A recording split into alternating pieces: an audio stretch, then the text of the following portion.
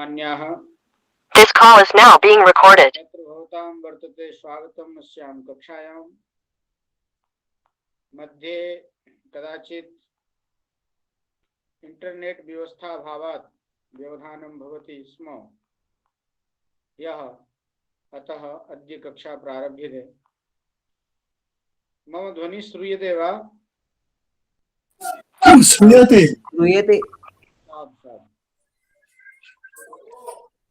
तत्र इदानीं यावत्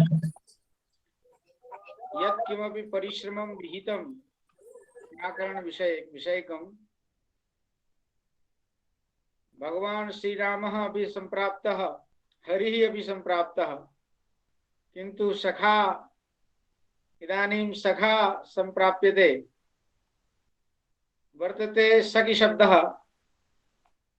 सखि शब्दस्य रूपाणि कथं भवन्ति इति एव अत्र इदानीं विषयः प्रवर्तमानः वर्तते।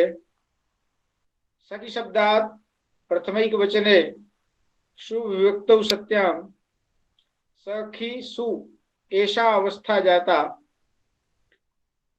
तदानीं सूत्रमायाति सख्युरसम्बुद्धौ। सख्युरंगात् परं सम्बुद्धिवर्जनं सर्वनामस्थानं णिद्वत् स्यात्। पश्यतु एकवारं शृणोतु सावधानतया। सख्युरंगात् परं सम्बुद्धिवर्जनं सर्वनामस्थानं णिद्वत् स्यात्। सख्युरसम्बुद्धौ इस सूत्रस्य अर्थः अस्ति।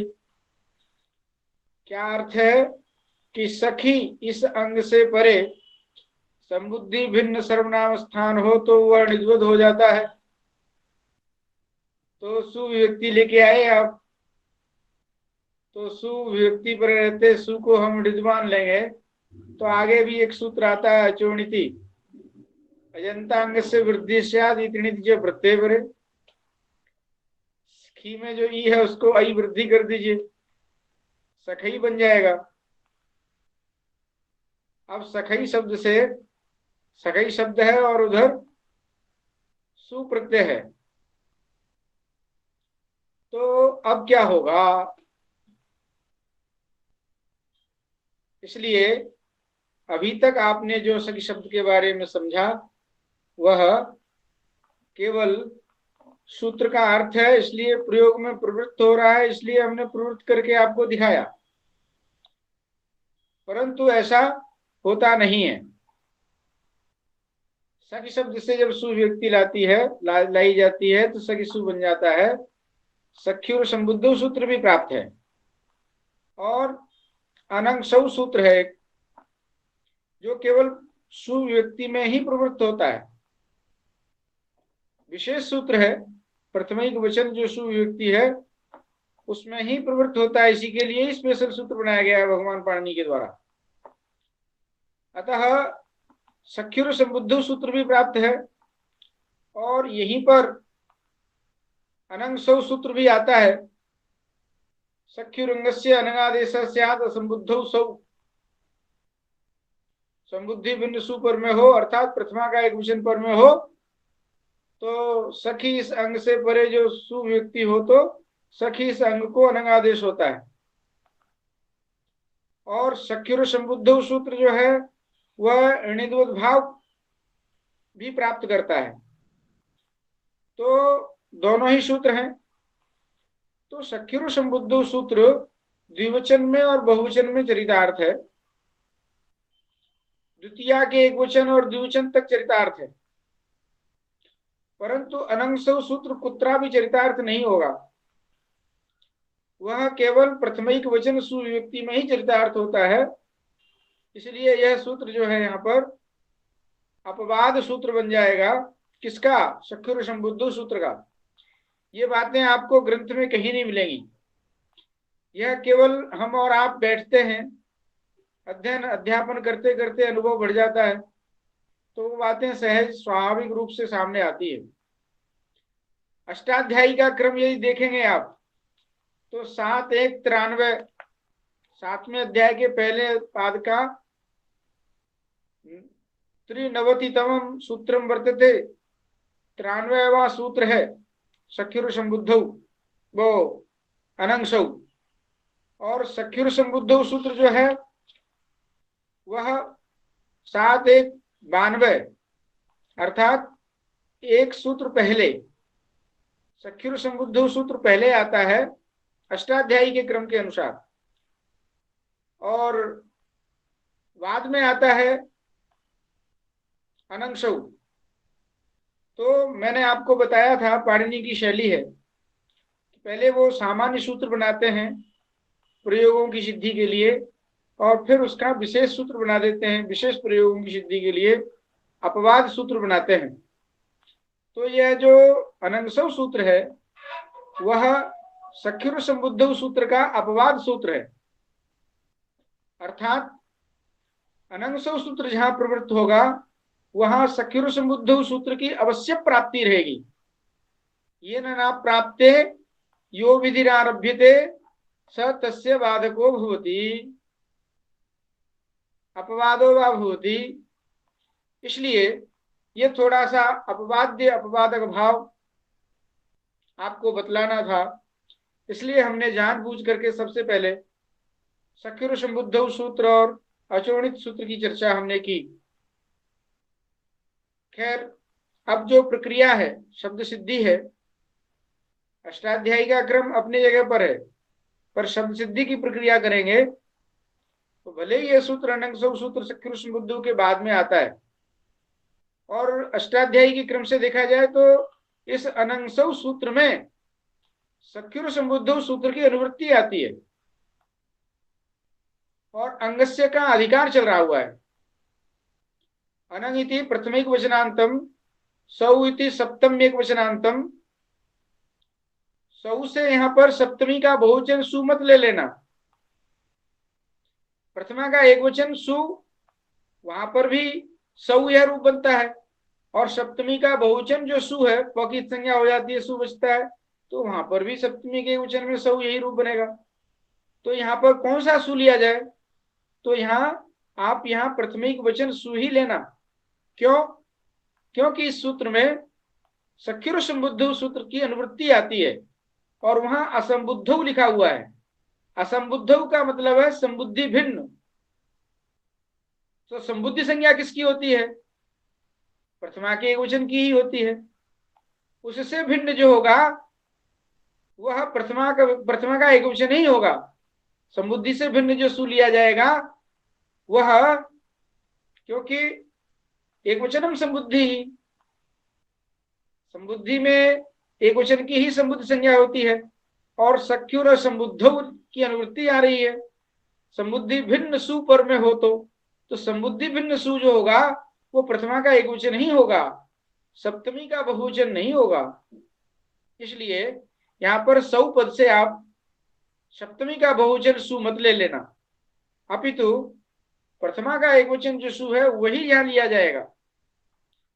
और इस यहां अंगस्य का अधिकार आता है तो अर्थ निकलाएगा साफ स्पष्ट, सख्यु अंगस्य, सख्यु अंगस्य अनंग स्यात् असंबुद्धौ सौ। संबुद्धि भिन्न सु पर में हो तो सखी इस अंग को अनंग आदेश होता है, तो संपूर्ण सखी शब्द को अनंग आदेश प्राप्त होता है। अलोन्त्य से आएगा, षष्ठी को देख करके अंतिम अल को करेगा, परंतु अनंग आदेश जो है नित है, अनंग आदेश नित है, तो सूत्र है निच्च। और अनंग आदेश अनेकाल भी है। यहां देखो परिभाषाओं का आनंद लो, इस विधि सूत्र में कौन कौन सी परिभाषाएं आती हैं, परिभाषा के साथ इस विधि सूत्र की किस प्रकार से एक वाक्यता होती है, और कौन परिभाषा किस परिभाषा को बाध करके प्रवृत्त होती है। अनंग यह आदेश अनेकाल है, तो अनेकालत्वात् सर्वादेश प्राप्त है। और इधर निच्च सूत्र भी आएगा, निद अनेकालोपि अंत्यस्यैव स्यात्। निद भले ही अनेकाल है, वह अंत्य को करता है। नित्य सूत्र जो है अनेकाल से सर्वस्य सूत्र का बाधक है, अपवाद है। दोनों परिभाषाएं हैं, दोनों में भी अपवाद्य अपवादक भाव बैठा हुआ है। और वहीं पर ही अलोन्त्य से परिभाषा भी है, षष्ठी को निर्दिष्ट करके किया गया जो कार्य है वो अंतिम अल को होता है। तो यहाँ क्या हो, हम अलोन्त्य से काम चलाएं कि सर्वादेश करें कि नित्य सूत्र को लगाएं या तीनों को लगाएं, क्या क्या क्या परिस्थिति यहाँ घटित होगी, शास्त्रीय प्रक्रिया इसमें क्या कहती है। तो यह बात हमने परिभाषा प्रकरण में, जब परिभाषाएं हम बतला रहे थे, तब हमने इन परिभाषाओं में बाध्य बाधक भाव आपको खूब अच्छी तरह से बतलाया था। शायद आपको स्मरण नहीं रहा होगा, पर चूंकि मैं तो पढ़ता और पढ़ाता रहता हूं, इसलिए मैं कैसे भूल सकता हूं। मुझे तो स्मरण है कि कौन परिभाषा किसकी अपवाद है। अलोन्त्य सूत्र जो है, षष्ठी को निर्देश मान करके वह सूत्र आकर के प्रवृत्त होता है। तो फिर उस अलोन्त्य सूत्र को अनेकाल से सर्वस्य परिभाषा रोक लेती है और अनेकाल से सर्वस्य परिभाषा को नित्य सूत्र रोकता है। ठीक है, वहां परिभाषा प्रकरण में आप पढ़ेंगे तो स्पष्ट लिखा हुआ है कि अनेकाल से सर्वस्य सूत्र जो है वो अलोन्त्य परिभाषा का अपवाद है। तो क्रम इस तरह से लगाना है यहाँ पर। ये हम लोग अष्टाध्यायी क्रम से भले ही नहीं पढ़ रहे हैं, पर हम अष्टाध्यायी के क्रम को छोड़ते नहीं है बिल्कुल भी। उस क्रम को छोड़ दिया तो हमारी रूप सिद्धि प्रक्रिया सारी बेकार हो जाएगी। तो सखी अग्रे अनंग सखी अग्रे सु ऐसी अवस्था हुई। इस अवस्था में यहां पर अनंग सौ सूत्र लगता है और वह सखी इस अंग को अनंग आदेश हो संबुद्धि भिन्न सुपरे रहते, ऐसा अर्थ कहता है। तो यहाँ संबुद्धि भिन्न सुपर में है, सखी अंग है, इस संपूर्ण अंग को अनंग आदेश प्राप्त होता है। तो सबसे पहले अलोन्त्य से परिभाषा आती है और वह कहती है कि षष्ठी को निर्देश करके किया गया कार्य वह अंतिम अल को हो। तो वहीं पर फिर अलोन्त्य से सूत्र आता है, वो अनेकाल से सर्वस्य सूत्र आता है। वो कहता है कि नहीं, भले ही षष्ठी को निर्दिष्ट करके यहाँ पर अनादेश विधान किया गया है, पर आदेश यदि अनेकाल है तो वह संपूर्ण स्थानी के स्थान में होगा, संपूर्ण सखी शब्द के स्थान पर अनंग आदेश होगा। तब उस अनेकाल से सर्वस्य सूत्र की परिभाषा, बाधिका परिभाषा आती है नित्य, और वह ये कहती है नित्य परिभाषा आकर के कि भले ही निद अनेकाल हो पर वह अंतिम अल को ही होगा। तो यह नित्य परिभाषा क्या है, प्रतिप्रसव कराती है। प्रतिप्रसव किसका कराती है, उस अलोन्त्य से परिभाषा का। जिस अलोन्त्य से परिभाषा को अनेकाल से सर्वस्य परिभाषा के द्वारा बाधा जाना था, उस अलोन्त्य से परिभाषा को वह अनेकाल से सर्वस्य परिभाषा नहीं बाध पाई, अपितु नित्य सूत्र के द्वारा ही वह अनेकाल से सर्वस्य परिभाषा बाध ली गई। तो कौन बचा, वही अलोन्त्य परिभाषा आती है और उससे अंतिम अल को ही अनंगादेश कर दिया जाता है। यह सब प्रपंच हम आपके सामने इसलिए बताते हैं कि यह पाणिनि शास्त्र की प्रक्रिया पद्धति है। आप यहाँ इस समय पाणिनि शास्त्र की प्रक्रिया पढ़ रहे हैं और इस क्रम को आपको घुमाना बहुत जरूरी है ताकि आपके सूत्र तरोताजा बने रहें, आपको वह संस्कार बना रहे जो अष्टाध्यायी का क्रम है, और यह भी मालूम पड़ता रहे कि बाध्य बाधक भाव इन परिभाषाओं में कैसे होता है और किस प्रकार से कौन परिभाषाएं किसको किसकी दृष्टि में बाधित होती हैं, किसकी दृष्टि में बाधित नहीं होती हैं। यह परिभाषा प्रकरण यद्यपि यहाँ नहीं है, यहाँ आप सखी शब्द को बना रहे हैं, पर हमने जो पहले परिभाषाएं परिभाषा प्रकरण में पढ़ाई हैं उनका स्मरण आपको यहाँ होना चाहिए। ऐसी प्रक्रिया अन्यत्र कहीं भी व्याकरण शास्त्र के ग्रंथों में प्राप्त नहीं होती है। यही इस वैयाकरण सिद्धांत कौमुदी की विशेषता है कि यह अष्टाध्यायी के क्रम को भी नहीं छोड़ती है और रूप सिद्धि की प्रक्रिया को भी साथ में लेके चलती है। यह इसकी उपादेयता है, इस ग्रंथ की उपादेयता ही यही है। और इसमें भी महाभाष्य के सिद्धांतों को और पाणिनि मुनि के समग्र अष्टाध्यायी क्रम को सबको ध्यान में रखते हुए एक क्रम चलता है, इसलिए इसकी महत्ता ज्यादा होती है। अस्तु, फिलहाल आपने यहाँ समझ लिया कि सखी में जो ई है, अंतिम अल है ई, उसके स्थान पर अनंग आदेश कर लिया। हम यहाँ पर बहुत जल्दी जल्दी आपको प्रक्रिया बता करके आगे बढ़ सकते हैं, पर हम जानबूझ करके ये प्रक्रियाएं आपको बतलाते हैं ताकि आपका यह संस्कार सुदृढ़ हो जाए, क्योंकि आगे बहुत सारा काम आने वाला है। चलिए, तो अनंग आदेश में नित है, न की संज्ञा हो गई, अन बचा। अन में भी न में जो अ है उसकी भी उपदेश प्रतिज्ञा बलात् न में अ की भी संज्ञा हम कर लेते हैं।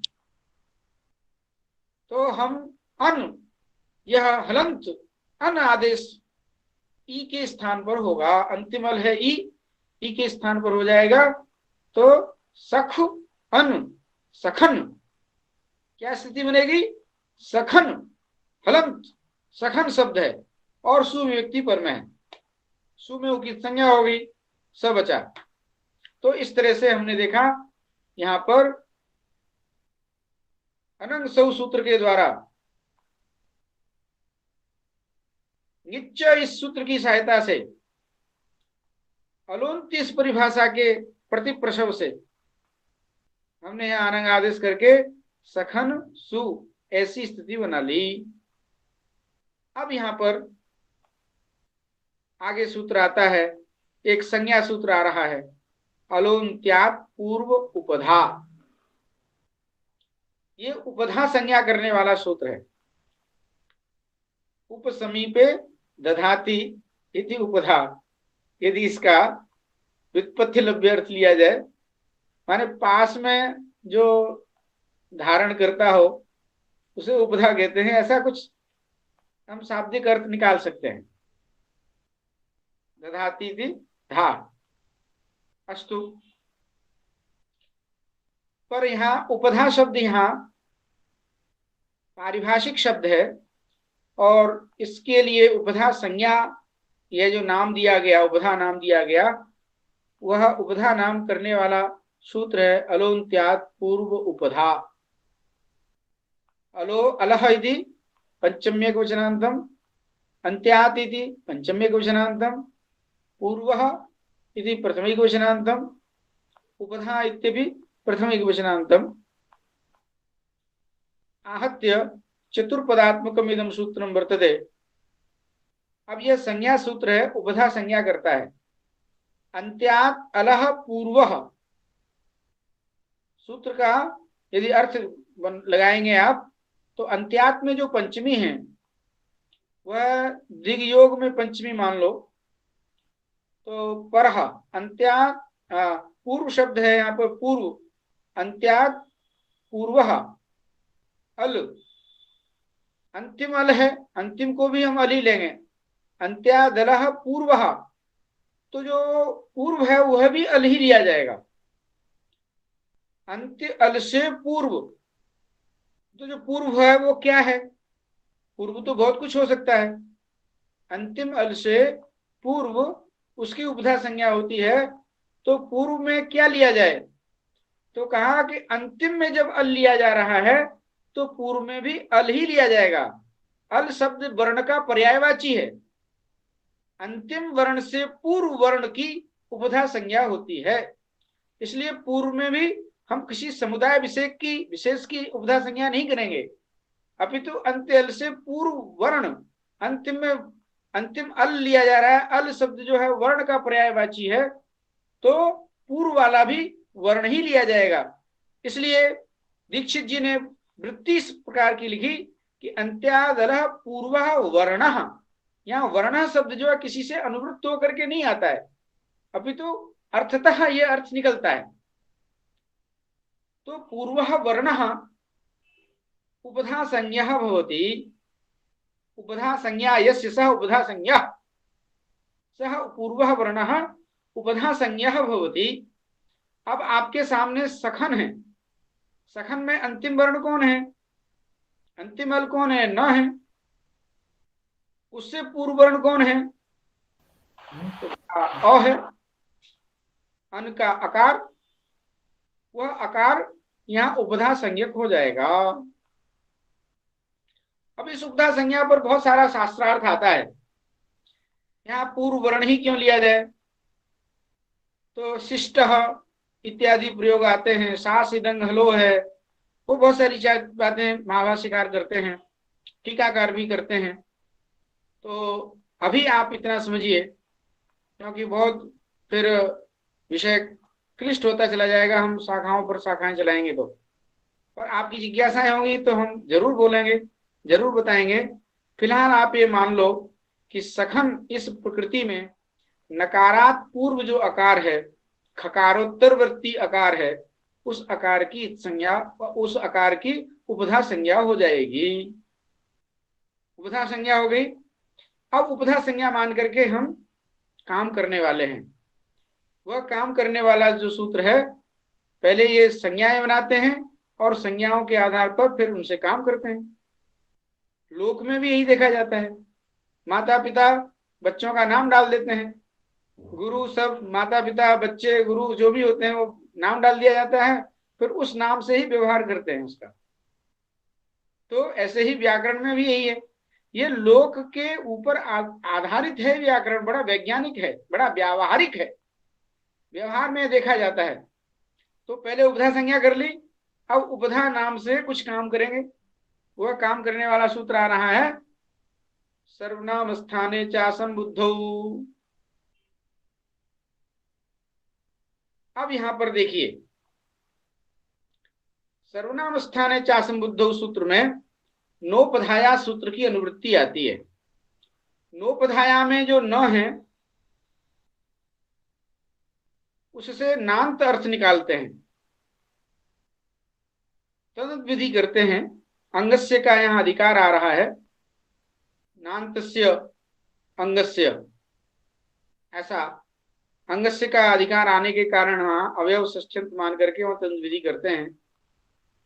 तो नान्तस्य उपधाया, यह जो अर्थ निकला, यह नोपधाया सूत्र से जो अनुवृत्ति होकर के नोपधाया पद आया है, दो पद आए न और उपधा, नस्य उपधाया नस्य, अर्थात वहां तद विधि होकर के नान्तस्य उपधाया, नान्त वहां अंग का विशेषण बनकर तद विधि होकर के नान्तस्य अर्थ निकालते हैं। तो उसकी उपधा को और दीर्घ, दीर्घ किया ढलोपे पूर्व से दीर्घ होना सूत्र से दीर्घ की अनुवृत्ति आ जाती है। और असंबुद्ध इस सूत्र में लिखा हुआ है, असंबुद्ध सर्वनाम स्थाने, सर्वनाम स्थाने चा असंबुद्ध, संबुद्धि भिन्न सर्वनाम स्थान पर में हो तो अर्थ स्पष्ट हो गया।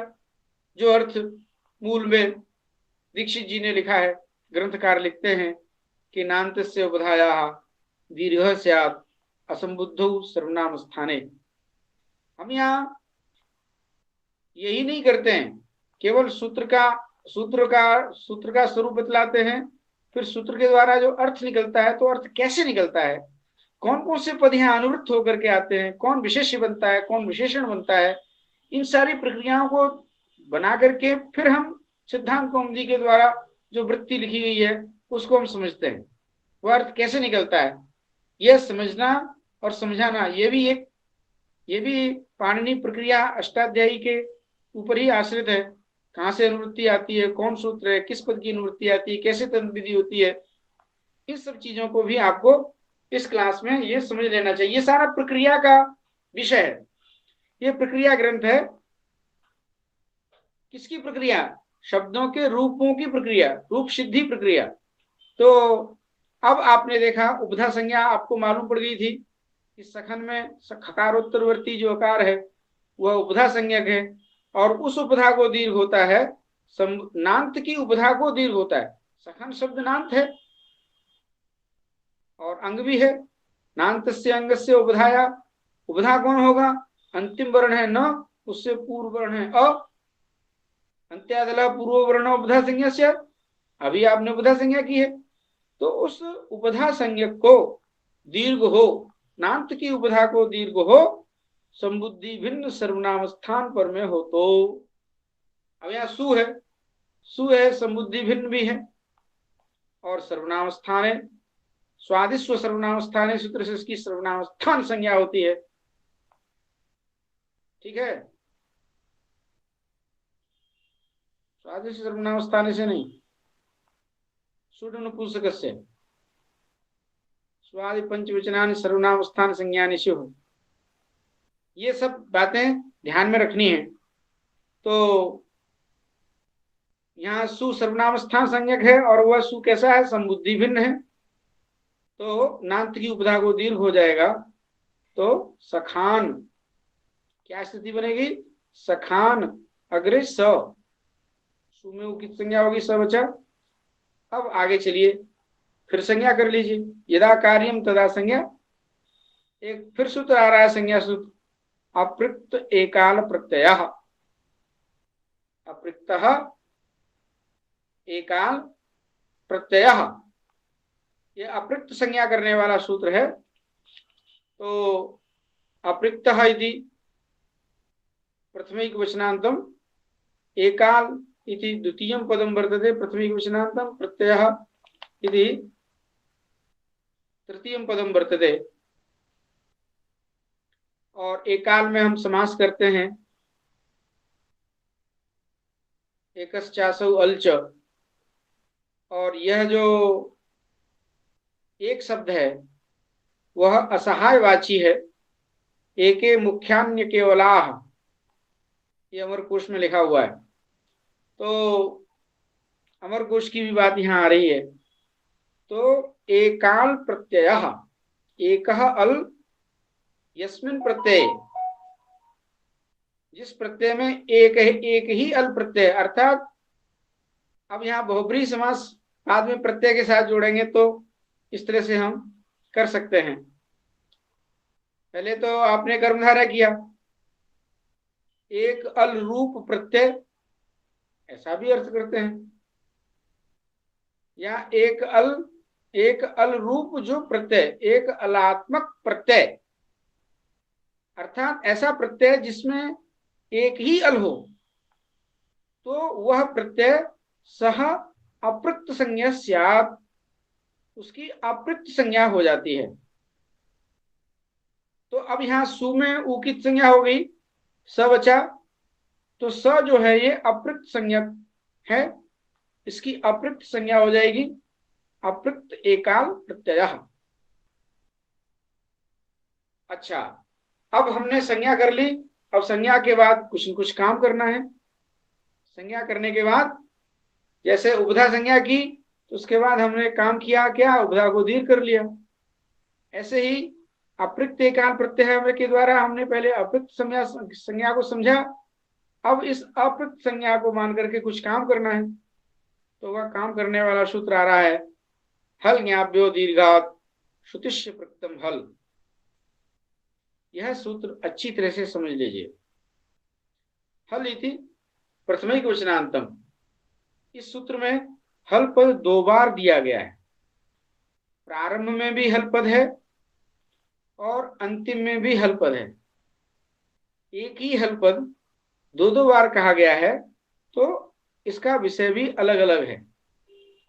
तो हल इति प्रथमिक वचनांतम एकम पदम, ज्ञाभ्यः इति पंचमी बहुवचनांतम द्वितीयं पदम, दीर्घात् इति पंचमी एकवचनांतम तृतीयं पदम, श्रुतिषि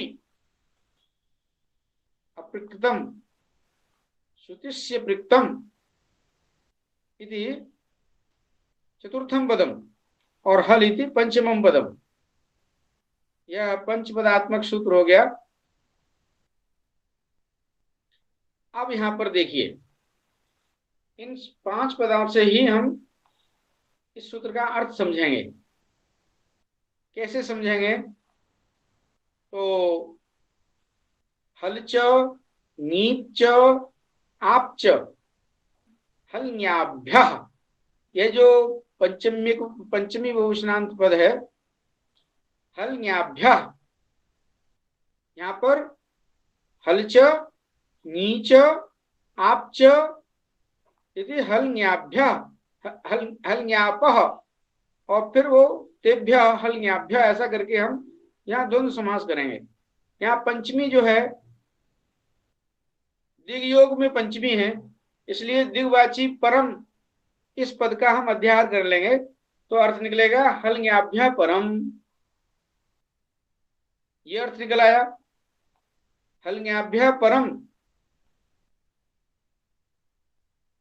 अब देखिए आगे फिर हम चलते हैं,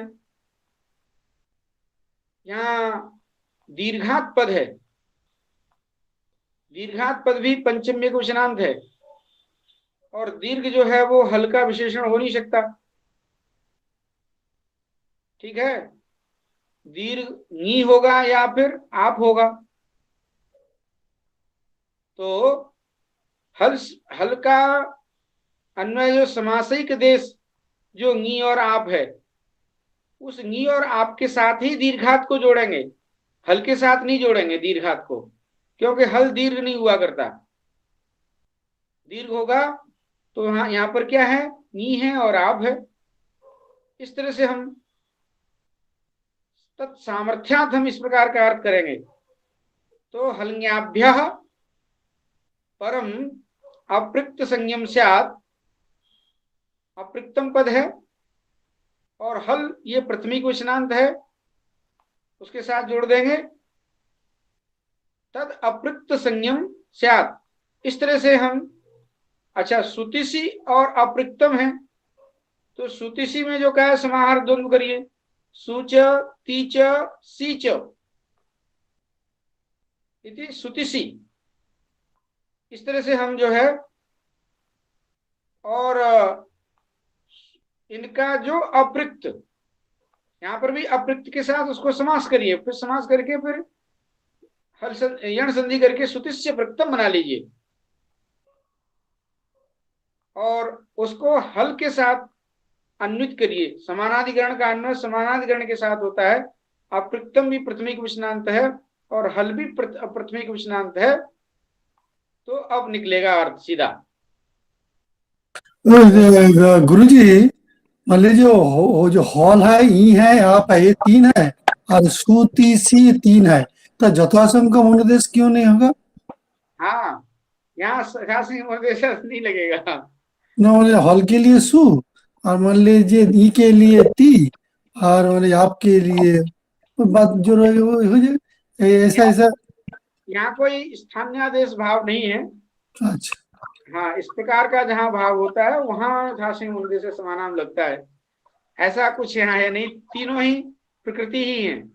जो हलंत भी हो, हलंत दीर्घ, दीर्घ जो नी और आप, दीर्घ दीर्घ का विशेषण हम नी और आप से लगाएंगे, तो ये उनसे परे जो सु ती सी का अपृक्त हल, अर्थात सु का स, ती का त और सी का स, क्योंकि एकांत प्रत्यय की अपृक्त संज्ञा होती है, अभी अभी हमने अपृक्त संज्ञा बताई।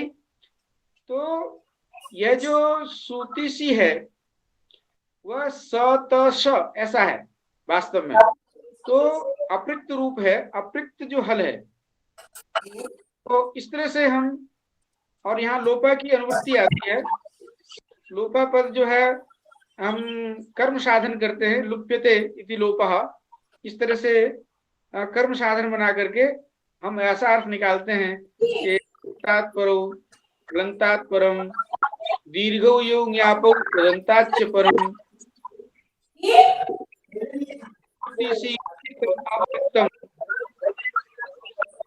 सुतिसी अपृक्तम हल लुप्यते, वृत्ति आती है। तो इस तरह से हल्याभ्यो दीर्घात सुतिस्य पृक्तम, तो हल्का लोप होना है, तो इस तरह से अर्थ निकालते हैं इसका।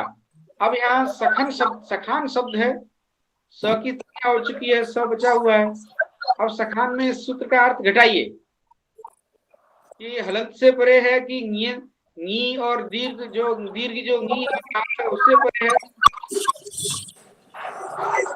धीरे धीरे आवाज आ जाएगी, आवाज तो आनी ही है।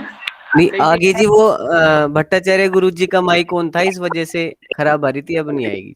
हाँ हाँ, वो सभी लोग म्यूट हो जाओ तो फिर आवाज सही आएगी।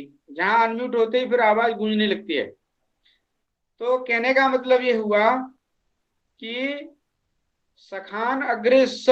अब यहाँ पर इस सूत्र को घटाइए कि हलंत से परे हो अथवा दीर्घ जो नी और आप उससे परे हो। तो यहाँ जो स है, अपृक्त हल जो स है, वह किससे परे है?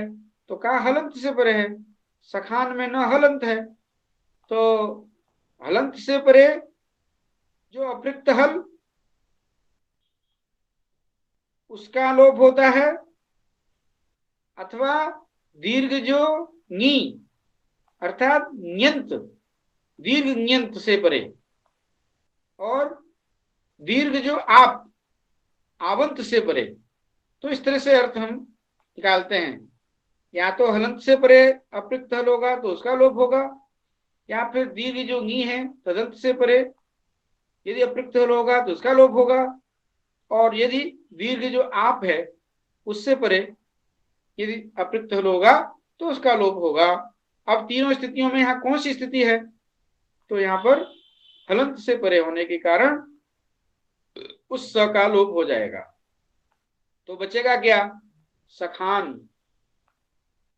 जब सखान बन गया तब सूत्र पहले जो हमने पढ़ाया था, न लोप प्रातिपदिकान्तस्य प्रातिपदिक संज्ञकम यत् पदम तदन्तस्य लोपः स्यात्। प्रातिपदिक संज्ञक है, तदंत भी है, पद भी है, नांत है, तदंत नांत पद ही है, उसका जो अंतिम है न उसका लोप हो जाएगा। तो बचेगा क्या? सखा। तो प्रथमा के एक वचन में क्या रूप बना? सखा, यह रूप बना। अब इस सूत्र का लोप करने वाला जो सूत्र है उसका पदकृत्य सुन लीजिए। ग्रंथकार यहाँ पदकृत्य कहते हैं हलन्याभ्याय किम। ऐसे अपृक्त हल का लोप होता है जो हलंत से परे हो या दीर्घ न्यंत से परे हो या दीर्घ आवंत से परे हो। ऐसा क्यों कहते हो? अरे यही को अपृक्त हल उसका लोप होता है, तो सखान में से अपृक्त हल है उसका लोप हो जाएगा। तो कहा कि यहाँ तो लोप कर लोगे, हलन्याभ्याय की कोई आवश्यकता नहीं है सखान में सूप के लोप करने के लिए, परंतु ग्रामणी शब्द है या राम शब्द आ गया तो राम शब्द में भी अपृक्त हल होता है सब, तो उसका भी लोप होने लगेगा। ग्रामणी शब्द इकारांत है, उससे परे सुव्युक्ति लाएंगे उकी संज्ञा हो जाती, सबको हम विसर्ग करते हैं। अब वह विसर्ग करने से पहले जो श है वो अपृक्त एकाल प्रत्यय से उसकी अपृक्त संज्ञा हो जाएगी, उसका भी लोप होने लगेगा। इसलिए हलंत से परे हो, दीर्घ जो नी उससे परे हो, आवंत दीर्घ जो आप है उससे परे हो, ऐसा जो अपृक्त हल होगा उसका लोप होता है। इसलिए हलन्याभ्याय यहाँ पर कहा गया ग्रामणी। कहा दीर्घात किम? अरे नी तो दीर्घ होता ही है, आप भी दीर्घ होता ही है, फिर संभव व्यभिचारिभ्याम स्याद विशेषण अर्थवत। दीर्घ को दीर्घ कहना कौन सी बहादुरी है? अरे नी तो कहीं ह्रस्व होता है क्या? दीर्घ ही होता है। आप भी दीर्घ ही होता है, दीर्घ आप में भी आई बचता है, वो भी दीर्घ ही होता है। फिर यहाँ दीर्घात विशेषण लगाने की क्या जरूरत है? तो कहा दीर्घात नहीं कहेंगे तो कहीं ह्रस्व भी होता है, जिसके जैसे निष्कौशाम्बी ही। यहाँ पर निर्गता कौशाम्ब्याह, यदि निष्कौशाम्बी था और ई को ह्रस्व हो गया वो स्त्रियों रूप से। अब यहाँ निष्कौशाम्बी में जो नीप का जो ई है वह दीर्घ नहीं है, वह ह्रस्व है और नीप भी है। तो कहीं ह्रस्व नीप से परे अपृक्त हल मिलेगा तो उसका कहीं लोप न हो जाए, वहां विसर्ग हो, निष्कौशाम्बी यह प्रयोग बने। इसलिए नीप को दीर्घात करके विशेषित करना जरूरी है। दीर्घ जो नी होगा उससे परे जो अपृक्त हल मिलेगा तभी लोप होगा, अन्यथा लोप नहीं होगा। ऐसे ही दूसरा उदाहरण अति खट्वा का दे दिया, खट्वाम अतिक्रांत, ये आपका उदाहरण है। पहले ङीप का उदाहरण था।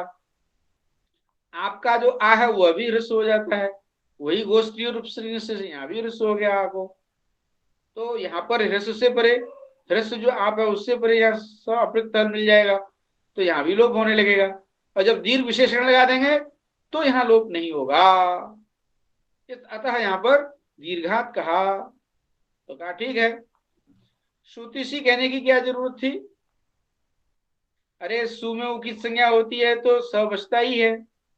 तिप तिप प्रत्यय लाते हैं प्रथम पुरुष का एक वचन, तो उमें तिप में ई की संज्ञा हो जाती है तो तब बचता है कहाँ? लंग लकार में।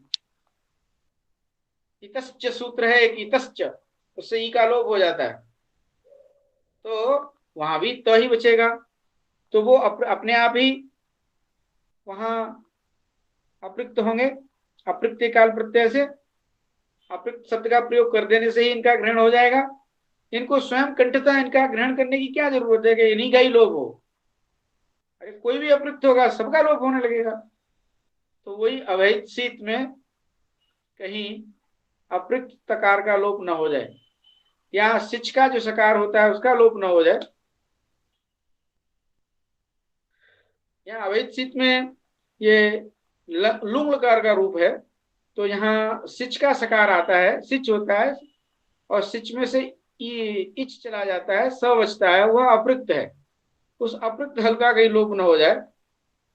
अपृक्त पद से साफ परिगणन कर दिया कि प्रथम पुरुष का एक वचन, मध्यम पुरुष का एक वचन और प्रथमा विभक्ति का एक वचन जो स, वही लिए जाएंगे। इसलिए सिच के सकार को नहीं ले सकते आप।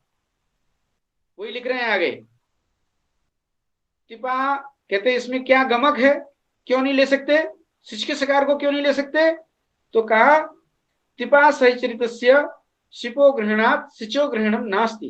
पंक्ति लिख रहे हैं, जब टिप का जो सहचारी है वह सिप है, टिप प्रत्यय है, प्रथमिक वचनांत है, प्रथम पुरुषिक वचनांत है, ऐसे ही यहाँ सिप के जो सकार है वहां सकार भी मध्यम पुरुष का जो वचनांत टिपा के साथ सहचरित होने के कारण टिप तस जी सिप तस थ, यह सिच जो होता है वो तो चिले लुंग चिले सिच, वो अलग चीज है।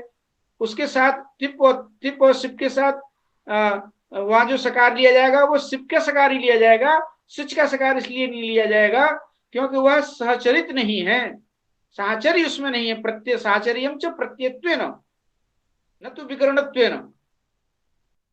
ये सिच का जो सकार है वो प्रत्यय न होकर के उसको विकरण कहा जाता है, जो प्रकृति और प्रत्यय के बीच में आके बैठ जाता है। चाहे तास है, चाहे स्य है, चाहे सप है, ये तत्त लकारों में तत्त स्थानों पे होते रहते हैं। अस्तु, तो इसलिए यहाँ पर श्रुति सी का परिगणन करना आवश्यक था। तो कहा अपृक्तम क्यों कह रहे हो? तो कहते हैं जो अपृक्त संज्ञक नहीं है उसका लोप हो जाएगा। जैसे विभर्ती में ती है, पूरे ती जो है एकाल रूप तो है नहीं, इसकी अपृक्त संज्ञा तो होगी नहीं, हलंत से परे है, वहां विभर्ती हलंत से परे मिल जाएगा तो पूरे ती का लोप होने लगेगा, विभर्ती प्रयोग नहीं बनेगा। तो सारे एक ही पद की सार्थकता। अब लिख रहे हैं कि हल इति किम, हल का लोप होता है, ऐसा क्यों कहते हो? अपृक्त जो हल उसका लोप होता है, ऐसा क्यों कहते हो? तो कहते हैं कि एकल प्रत्यय जो है अच भी होता है। लिट लकार में ड़ल अतुस, उसमें जो ड़ल होता है ड़ल में से ड़ल चला जाता है, केवल अ बचता है, वो एकाल है पर उसकी अपृक्त संज्ञा भी है, पर वह हल नहीं है। अपृक्त एकाल हो, अपृक्त संज्ञा तो है अ की, अपृक्त एकाल प्रत्यय, परंतु वह हल प्रत्याहार में नहीं आता।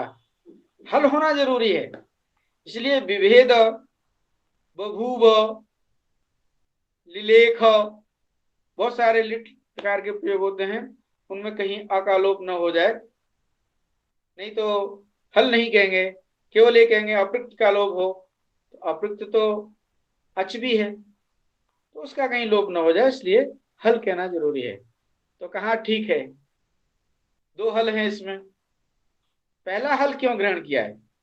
बाद वाले हल की तो मालूम पड़ गया, प्रथम हल की क्यों? तो कहा राजा प्रयोग नहीं बनेगा। राजा प्रयोग क्यों नहीं बनेगा? राजन शब्द से प्रथमा का एकवचन सुविभक्ति लाते हैं, सु का लोप हो जाता है हल्ङ्याभ्यो दीर्घा प्रथम हल से, तो वो हलंत से परे अपृक्त हल उसका लोप करता है, प्रथम हल नहीं कहेंगे तो ये अर्थ नहीं निकलेगा कि हलंत से परे, फिर तो यही अर्थ निकलेगा दीर्घ जोगी और आप उससे परे जो अपृक्त हल उसका लोप होता है। फिर राजा में प्रथमा का एकवचन जो राजा है वह कैसे बनेगा? संयोग कहते हैं कि हम संयोगांत से लोप कर देंगे, कोई जरूरी है कि हम यहाँ दीर्घा से प्रथम हल से ही लोप करेंगे? लोप ही करना है तो उससे लोप कर देंगे, किससे? संयोगांत से लोप। कहते संयोगांत से लोप नहीं कर सकते हैं आप। संयोगांतम यत्वम तदंत से लोप, राजान स न स का संयोग तदंत जो स उसका लोप कर देंगे, तो वो कहते हैं कि आप स का लोप तो कर दोगे और राजा नहीं बना पाओगे। क्यों राजा तभी बनेगा जब न का लोप भी हो। तो नलोप प्रातिपदिकांत से जैसे ही न का लोप करने आएगा तो जो संयोगांत लोप किया है वो असिद्ध हो जाएगा। नलोपाधिर न स्यात्, पंक्ति लिखते हैं ग्रंथकार। क्यों? संयोगांत लोप से असिद्धत्वा, संयोगांत लोप जो है वह असिद्ध हो जाएगा। इसलिए प्रथम हल की भी आवश्यकता है और वहां पर इसी सूत्र से हल्ङ्याभ्यो दीर्घा प्रथम हल सूत्र से ही स का अपृक्त स का लोप करना जरूरी है। यह सूत्र सिद्ध नहीं होगा न लोप प्रातिपदिकांत की दृष्टि में, क्योंकि इस सूत्र की आप अष्टाध्यायी देख लो, पग पग पर अष्टाध्यायी का क्रम यहाँ उठाया जा रहा है, क्योंकि ये सपाद सप्ताध्यायी है। सपाद सप्ताध्यायी के प्रति त्रिपादी सिद्ध होता है ना, तो ये सपाद सप्ताध्यायी सूत्र है। और लोप प्रातिपदिकांत से सूत्र जो न का लोप करने वाला है वह कोई त्रिपादी तो है नहीं, या नलोप प्रातिपदिकांत से सूत्र जो है वह जब न का लोप करने आएगा तो यह सूत्र जो है त्रिपादी न सिद्ध होता है। ये तो सपाद सप्ताध्यायी है। कौन? हल्ङ्याभ्यो दीर्घा से प्रथम हल। भाई सपाद सप्ताध्यायी के प्रति त्रिपादी सिद्ध होगा, तो ये तो त्रिपादी है नहीं। कौन? हल्ङ्याभ्यो दीर्घा से प्रथम हल सूत्र तो त्रिपादी है नहीं, ये तो सपाद सप्ताध्यायी है, तो ये कैसे असिद्ध होगा? लोप कर देगा तो नान्त पद मिल जाएगा, न लोप प्रातिपदिकांत से आकर के ना का लोप हो जाएगा। ना की उदा को दीर्घ हो चुका है, सर्वनाम स्थाने चा संबुद्ध से राजा प्रयोग बन जाएगा। इसलिए एक एक पद की सार्थकता हमने यहाँ पर इस सूत्र की पदकृत्य करके आपको बतलाई। अब आपने जाकर के न का लोप किया और सखा प्रयोग बना लिया। प्रथमा के एकवचन में सखा प्रयोग बना, और संबुद्धि के एकवचन में क्या बनेगा? क्योंकि एकवचन की चर्चा चल रही है तो हे सखी अग्रे सु लाएंगे और ह्रस्व से गुण हो जाएगा यहाँ पर। हे सखे सु, और सु का एंग ह्रस्वा संबुद्धि से सीधा लोप कर दो, सुमुख की संज्ञा स बचेगा, स का एंगंता ध्रस्वांता चांगा धल लुप्यते संबुद्धेश्चेत, इस संबुद्धि का है तो लोप हो जाएगा, तो हे सखे बन जाएगा। तो आज हमने सखी शब्द के प्रथमा का एकवचन, चाहे वो प्रथमा का एकवचन हो चाहे संबुद्धि का एकवचन हो, दोनों रूपों को आज यहाँ पर सिद्ध कर लिया। सखा भी बना लिया और हे सखे भी बना लिया। अब हम आगे के रूप कल बताएंगे, अब समय पूरा हो गया है। गुरुजी कल सरस्वती पूजा है, हमारा इधर तो अनोध्याय है, हम सरस्वती पूजा दिन तो पढ़ते नहीं है, तो दूसरा जगह पर होता है तो आप पढ़ाइए, लेकिन मैं नहीं रहेंगे क्योंकि हम लोग क्या पढ़ते नहीं है, सरस्वती पूजा का दिन हम लोग पढ़ते नहीं। हाँ, हम लोग भी नहीं पढ़ते हैं, लेकिन आप तो बोल रहे हैं कल पढ़ाएंगे, इसीलिए मैं बोल रहा हूँ। अच्छा ठीक है, तो कल हम अनध्याय कर देते हैं। कई बार नेटवर्क काम नहीं करता है, कई बार प्रतिपदा आ जाती है, और कई बार अब ये पंचमी आ गई, कल बसंत पंचमी है। सरस्वती पूजा के दिन हम लोग पढ़ते नहीं है, पढ़ते नहीं है, सही, हम लोग भी नहीं पढ़ते हैं। उस दिन हम लोग मान लीजिए पढ़ते, इसीलिए की आराधना की जाती है। हाँ इसीलिए कल कल अनध्याय रखेंगे, कोई बात नहीं, आपके बिना नहीं रखेंगे। ना ऐसा नहीं है, क्योंकि हम लोग ये संस्कार है, हम लोग मानते हैं सरस्वती पूजा का दिन हम लोग पढ़ते नहीं है। हाँ हाँ, बसंत पंचमी वाले दिन हम भी नहीं पढ़ेंगे। इसीलिए काल कुछ पद्य भी नहीं भेजेंगे भाई, क्योंकि काल तो लिखेंगे नहीं, इसीलिए काल भेजेंगे नहीं कुछ। काल काल फेसबुक में कुछ भेजेंगे नहीं। आपके पद्यों को का रसास्वादन हम करते रहते हैं, और कोई बात आती है तो बता भी देते हैं।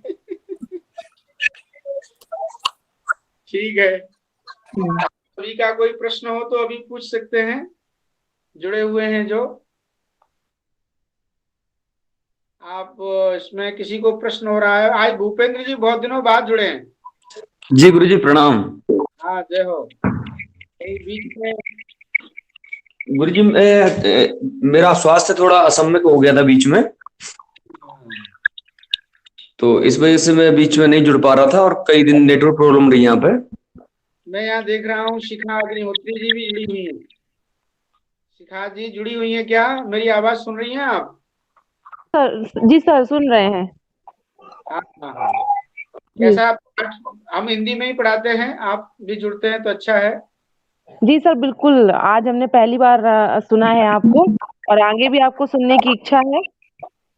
अच्छी बात है, बढ़िया है। जी ये अजस्र धारा चलती है हमारी 9 से 10 बजे तक। बीच में कभी जी इंटरनेट डिस्टर्ब हो जाता है तो कभी प्रतिपद आ जाती है। कल हम सरस्वती जी पंचमी की कारण जी सर जी आनंद परसों फिर उपलब्ध होंगे इसी समय 9 बजे।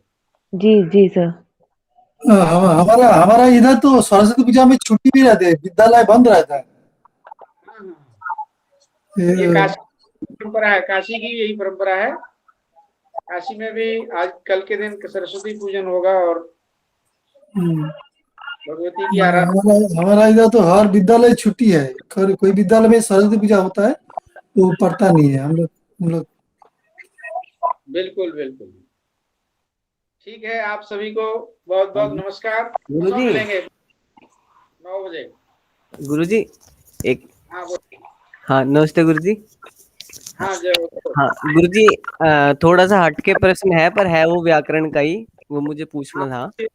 हाँ पूछिए पूछिए। हाँ गुरु जी, आज मैं सूत्रों के प्रकारों के बारे में पढ़ रहा था, जिसमें अधिकार सूत्र आया और अधिकार के 3 प्रभाव बताए गए थे जी, मतलब बताए गए हैं, जिसमें सिंहावलोकित, मंडूक प्लुत और गंगा प्रवाह। हाँ, गुरु जी अधिकार एक बार, प्रकारम, ये परिभाषण शेखर में चर्चा आई है। हाँ गुरु जी इन तीनों के बारे में बता दीजिए जी एक बार। बताएंगे, फिर कभी बताएंगे, इसको यहाँ नहीं बताएंगे। ठीक है। ठीक है ठीक है आप वहाँ जब एमए प्रथम वर्ष का जब कक्षा चलती है जेएनयू वाली, जी। तो उस समय में जब आप रहते हैं तो वहाँ प्रश्न करिए, वहाँ आप लोगों का अखाड़ा है तो आप खूब प्रश्न किया करो। हाँ ठीक है गुरु जी। ये जी यहाँ प्रसंग आएगा कभी तो यहाँ चर्चा कर देंगे, ऐसी बात नहीं है, कभी कर देंगे चर्चा। जी अधिकार प्रकारम परिभाषण शेखरकार कहते हैं, अधिकार 3 प्रकार का होता है, चर्चा आती है वहाँ। जी तो वो अधिकार सूत्रों के बारे में है, तो वो अधिकार सूत्र 3 प्रकार के होते हैं जो आपने बता ही दिया, और वो उदाहरण देकर के, दृष्टांत देकर के हम कभी समझाएंगे। जी गुरु जी। ठीक है ठीक है। ठीक। और कोई आज का जो हमने पाठ पढ़ाया, उस पाठ में कोई प्रश्न हो, कोई अंश समझ में नहीं आ रहा हो, तो इसलिए हम ये प्रश्न का गुरुजी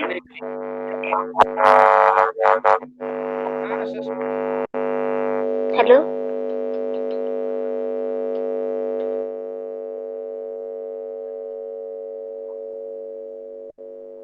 नहीं आ रही है, आपकी आवाज नहीं आ रही। गुरुजी हेलो बोलिए बोलिए, प्रश्न बोलिए। गुरुजी हे साखे कैसे इसका रूप बना, तो फिर से बता दीजिए। सखा शब्द का रूप? गुरु जी ये कह रहे हैं हे सखे, ये रूप कैसे बनाए, हे सखे के बारे में, जो संबोधन का हे सखे है उसके बारे में। जो संबोधन का, अब आप म्यूट हो जाइए, माइक बंद कर दीजिए ताकि आवाज क्लियर हो। तो हे सखी शब्द है, और हे सखी शब्द से जब संबुद्धि का एक वचन सु लाते हैं तो हे सखी सु बन जाता है।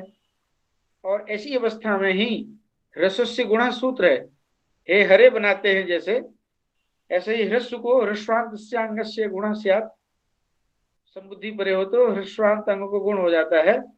तो हे सखे बना लेते हैं, हे सखे, ई को ए गुण होकर के हे सखे, अग्रेसु है, सुमेव की संज्ञा हो चुकी है, सब बचता है।